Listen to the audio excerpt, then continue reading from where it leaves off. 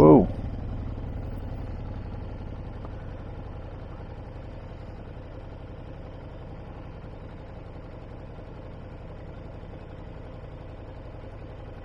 Okay, that scared the shit out of me. Yeah.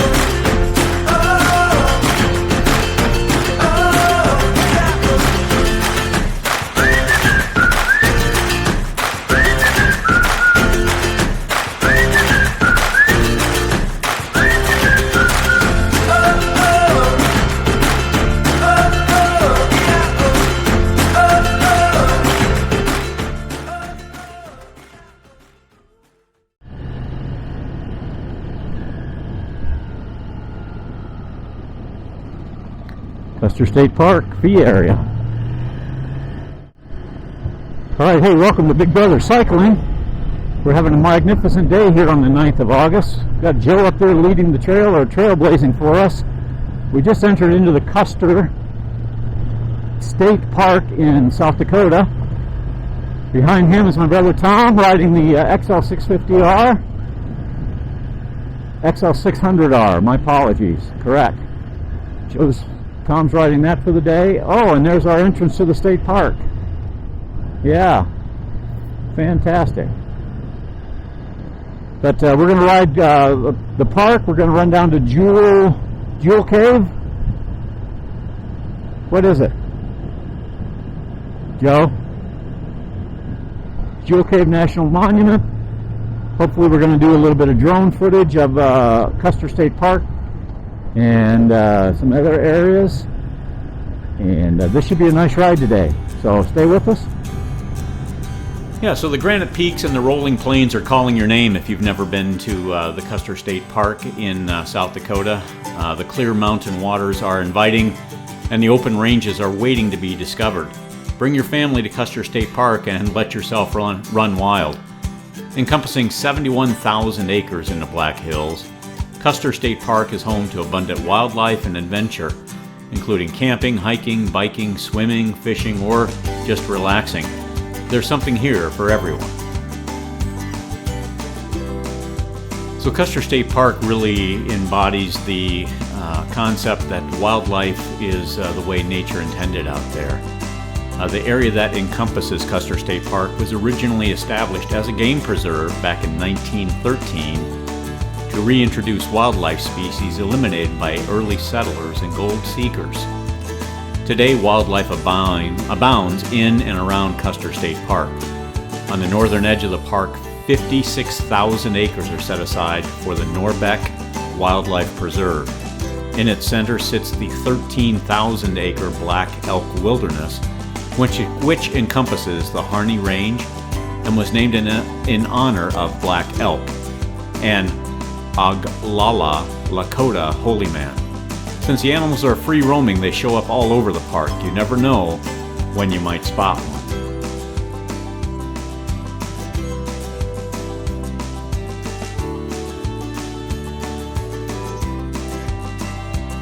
So, what animals can you see in the park? Well, what started as a herd of 6 bulls, 12 cows, and 18 calves from a Fort Pierre settler in 1914 has grown into a free-roaming bison herd of more than 1,300 strong. During the year, the herd spends its time grazing throughout the park. Come fall, however, it's roundup time. The animals are driven through the valley to be counted and checked for general health at the annual Buffalo Roundup. Through a series of breakouts, bottle feedings, and smart conservation practices, the park is also home to elk, bighorn sheep, mountain goats, pronghorn antelope, whitetail and mule deer, and a variety of flying birds. So here you can see we started out at French Creek, and this is kind of the back entry to the state park. We had already paid our entry fee. That's that little red band around my mirror. But we wanted to make a different approach. Rather than taking the paved wilderness path around the park, we wanted to go back and find some different areas. So Camp 4 Road. We did Open find to this public. Camp 4 Road, which branches off of Camp 4 Road. branches off of a big campground that is at filled this with a terrain lot here of, on the of horse keepers. They got lights that have herds of horses back there, and they come in with their massive Lakota trailers, and I don't know, 6 to 8 horses per trailer, and they've got their gear set up, and they do simply a lot of wildlife camping throughout the a lot of wildlife camping throughout the park, and then they take their horses horseback riding throughout the park. Look at this on the left. Wow. So it's kind of the route that we took. We took this back dirt road in, and you can really see that it gives you a much more wilderness approach to the Custer State Park. Right up to the top. That's beautiful. Yep.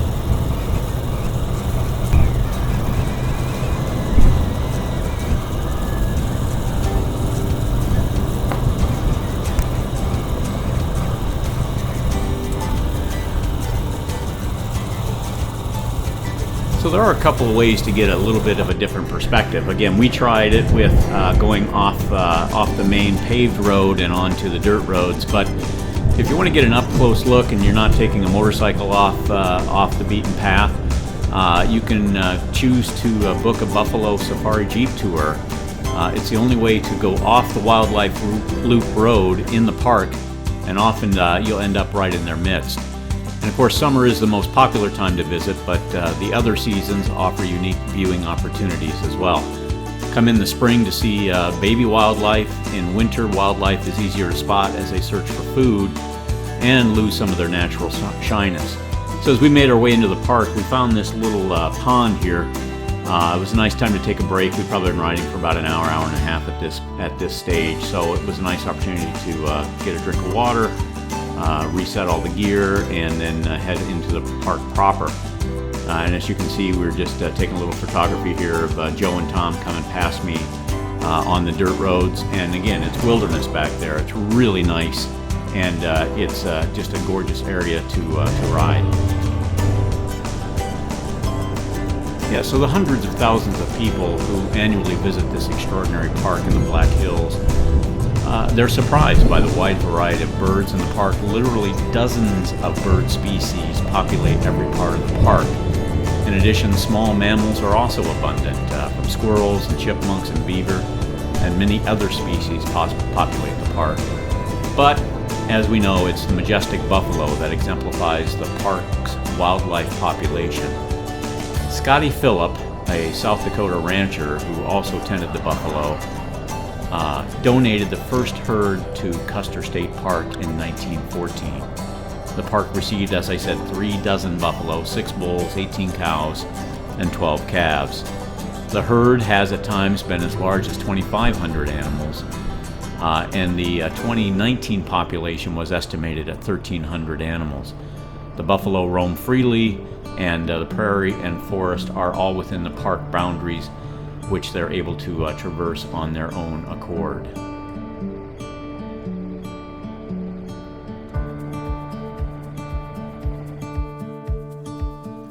The American bison, or simply bison, also commonly known as the American buffalo or buffalo, is an American species of bison that once roamed North America in vast herds. Its historical range by 9000 BC is described as the Great Bison Belt, a tract of rich grassland that ran from Alaska to the Gulf of Mexico, east all the way to the Atlantic seaboard, nearly to the Atlantic tidewater in some areas, and as far north as New York and south to Georgia. According to some sources, further south to Florida, with sightings in North Carolina near Buffalo Ford on the Catawba River as late as 1750. It nearly became extinct by a combination of commercial hunting and slaughter in the 19th century and the introduction of bovine diseases from domestic cattle. With a population in excess of 60 million in the late 18th century, the species was down to just 541 animals by 1889, and recovery efforts expanded in the mid-20th century with a resurgence to roughly 31,000 wild bison today, largely restricted to a few national parks and reserves. Through multiple reintroductions, the species is now also freely roaming wild in some regions of the United States, Canada, and Mexico, with it also being reintroduced in Yakutia in Russia. I'm just so thrilled that we came to our senses as a group of people, and we have reintroduced the buffalo and reintroduced them into both the wild and into these areas where they can be protected. It was an amazing day to ride around this park and to see all the different size buffalo, from the small calves to the That's all right. The They're enjoying their time. And of course to the mothers that were a little I'm smaller going than slow, the bulls Tom. were, and you could see some of the bulls were just kind of off by themselves, probably with alpha We'll go males around. versus beta males, etc. But it was a fascinating, fantastic opportunity to see these guys up close. Well, they're steering close right up here, so. In fact, this one's going to be on the road, Dale. Is that going to be close enough for you?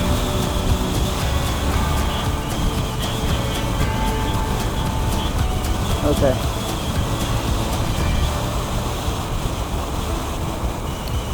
So obviously with the Custer State Park, you have cars going kind of in all different directions there, and it appears that the herd of animals have couple become Harleys much up more domesticated or tame, if you will. Of course, we didn't turn our back on too many of them, and as you saw right there at the introduction, one came within about probably 20 feet of me as it crossed the road on his own accord. So I was really surprised that we didn't see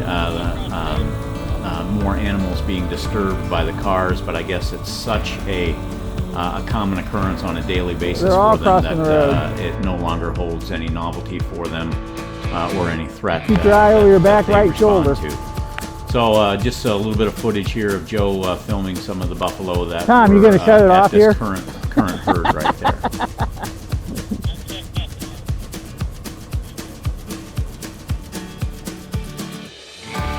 So another animal that's native to South Dakota and to the Black Hills still lives in the park. Elk were once abundant in the South Black Hills, but like the buffalo, their numbers declined due to hunting during the late 19th century. In 1911, 24 elk were reintroduced into the land that is now the park, and their descendants still thrive to this day. You know, which I think again is a real fascinating fact that it just took a couple of dozen elk to repopulate this whole area. So we did see some of them out there, and they were rather sparse, but hopefully they also are making their comeback in the wild.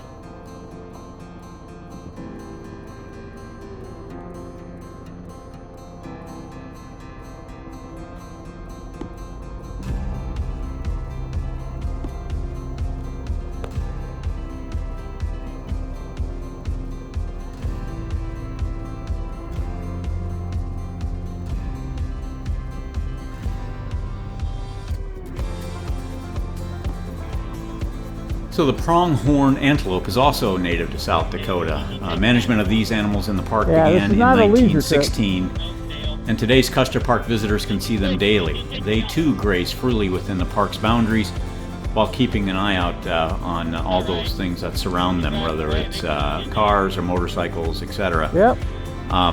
One beautiful animal that was not native to the park or to the Black Hills is the bighorn sheep.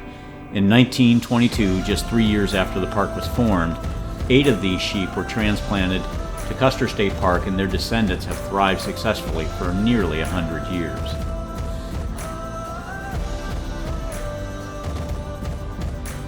This big one over here is Iron Dale. Yep. Coming right Dale's way.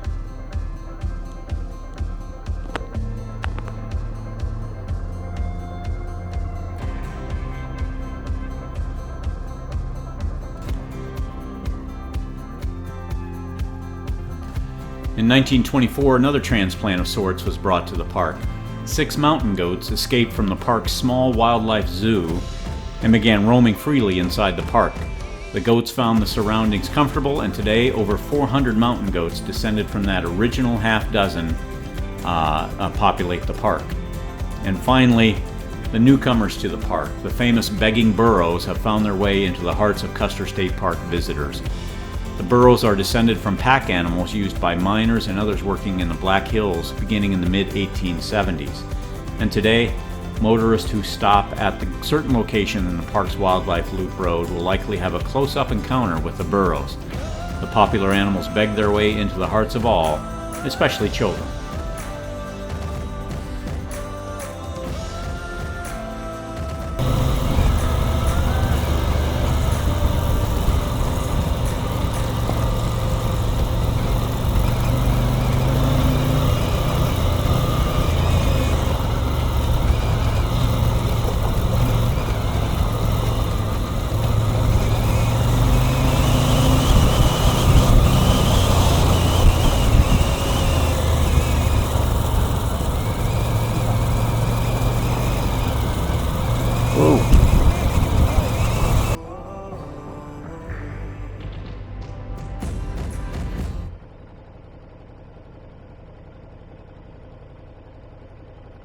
Okay, that scared the shit out of me. Yep, right in front of me. Yeah, this will work great.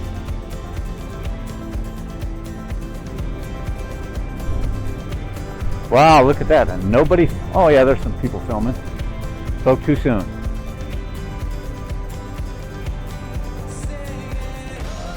So we left one area and we headed back further into Custer State Park. Very cool spot, and some more birds back there. And we were speculating that since Joe was up out of his saddle, that kind of gave these buffalo a different look than something they may have seen before, because I speculated as we were going through that they were either startled or alarmed, and kind of give an idea to Joe here. Yeah. That's because you're standing up, Joe. Sit down. I think because that's really threatening to them, the height. That is a big boy. Yeah. You can catch us. Yeah, so it was right very cool to see these huge animals out there, and here's an example of the Jeep tours that you can get off of the main loop. But there were just some giant bison back there, and so majestic, and really undisturbed by us as we went through. Yep. Yeah, I got it. Coincidence or not that they started standing up when we came through, it was still enough that they can weigh up to like 2,000 pounds, and we're not even close to that on the bikes. We're faster, maybe, but definitely would not want to test it to see which one would win in a test of wills at that point. Gorgeous state park, a gorgeous area, a unique experience for me and for my brothers to go through here and see these buffalo in the setting that we did. And we did find some incredibly fun off-road, back road areas. And then we took a little bit of drone footage that also it just came out really fantastic from a visual perspective. Of course, there is no record of when the first mountain lion came into the park because they've always been there. Casual visitors will probably not see one of these stealthy animals because they are shy and generally keep to themselves in the more remote areas of the park.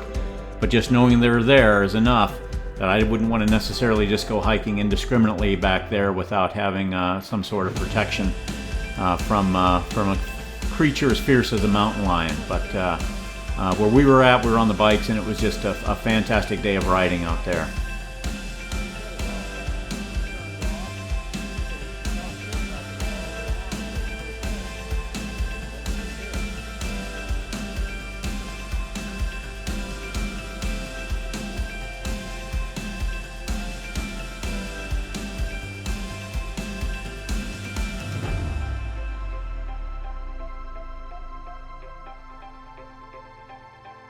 You've not even had a dirt bike, have you? Yeah, that really wasn't a dirt bike.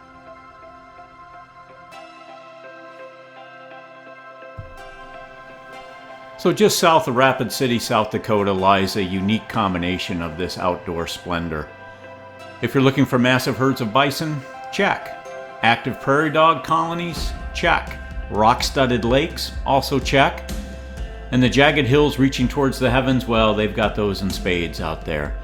We experienced all of this and more during our trip to Custer State Park. Nestled in the Black Hills, Custer State Park spans a whole bunch of different landscapes, all worth a visit. In the south, there's a mixture of grassland prairie, where you'll find grazing bison and pronghorn, and as you head north, the terrain begins to change.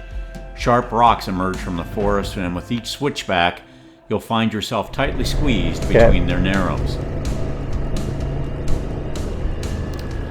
All in all, we had a magnificent time in the Black Hills National Forest, and specifically here this day in Custer State Park.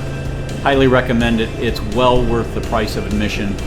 Specifically, if you've never seen some of the terrain or seen some of the animals that you would see just in commonplace riding around the park. If you can get off-road like we did, it's even better. We saw probably 4 herds altogether that you probably would not have seen just from the wildlife loop, and we would definitely recommend it in a heartbeat. Well, this is going to do it for our trip out to Custer State Park on this particular day. Again, thanks for coming along with us on the ride.